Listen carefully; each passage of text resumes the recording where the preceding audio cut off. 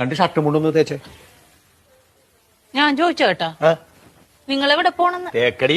എവിടെ പോണെന്ന് ചോദിച്ചിട്ട് അത് പറയാനില്ലല്ലോ. അതല്ലടി, മലയാളത്തിലല്ലേ പറയണത് തേക്കടി.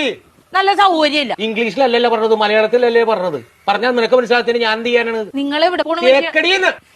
ഓ, എനിക്ക് കലി കയറണുണ്ട്. നിങ്ങൾ എങ്ങോട്ടെങ്കിലും ഇറങ്ങിപ്പോയി എന്തെങ്കിലും പറ്റിയാ ഞാൻ അറിയുവോ? സ്ഥലം പറയാണ്ട്. ഇനി അത് പോട്ടെ, ആരെങ്കിലും നിങ്ങള് തിരക്കി ഇവിടെ വന്ന് ഇവിടെ പോയെന്ന് ചോദിച്ചാൽ ഞാൻ എന്ത് പറയും? നിങ്ങളെ ഇവിടെ പോണ പക്ഷെ അത് പറ ആദ്യം. തേക്കടി. ഇങ്ങനെ ഇരിക്കണ റെഡിയായില്ലേ? ഷർട്ടും മുണ്ടും തേക്കാൻ പറഞ്ഞിട്ട് അവള് തേക്കാനല്ല. നല്ല സൗകര്യല്ല തേക്കാനായിട്ട്. പോണ സ്ഥലം ഇതുവരെ പറഞ്ഞില്ലല്ലോ. എടാ, ഒരു 100 വട്ടം ഞാൻ ഇയാളോട് ചോദിച്ചു എവിടെ പോണെന്ന്. എന്നിട്ട് അയാൾ തുണി നാക്കണ കാര്യം പറയണല്ലാതെ പോണ സ്ഥലം പറയണില്ല. എനിക്കും പറ്റൂല.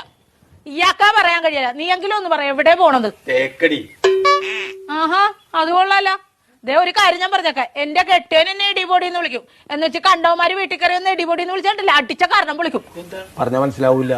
അതാണ് ഞാൻ പറഞ്ഞത്. ഞാൻ പെടാപ്പാട് വെട്ടിയിരിക്കണ ഇപ്പൊ ഇവിടെ കിടന്നു. നിനക്ക് എന്നാ കാര്യടാ എന്നെ ഇടിപൊടി എന്ന് വിളിക്കും? തേക്കടി. ഞാൻ ഒരു വട്ടം പറഞ്ഞു, ഇനി ഞാൻ അടിക്കും, സത്യമായിട്ട് അടിക്കും ഞാൻ. മനസ്സിലായില്ലേ ഇപ്പൊ പറഞ്ഞത്? പിന്നെ പറഞ്ഞാലല്ലേ മനസ്സിലാവുള്ളൂ. പറയണ്ടേ? കോട്ടയം കുമളി വഴി തേക്കടിക്ക് പോണേണെന്ന് ഞങ്ങ ടൂറ് പോണേണ്. ടൂറ് പോണത് തേക്കടിയുടെ കാര്യമായിരുന്നാ പറഞ്ഞത്. എനിക്ക് മനസ്സിലായില്ല. രണ്ട് ഷർട്ടും മുണ്ടൊന്ന് തേച്ച്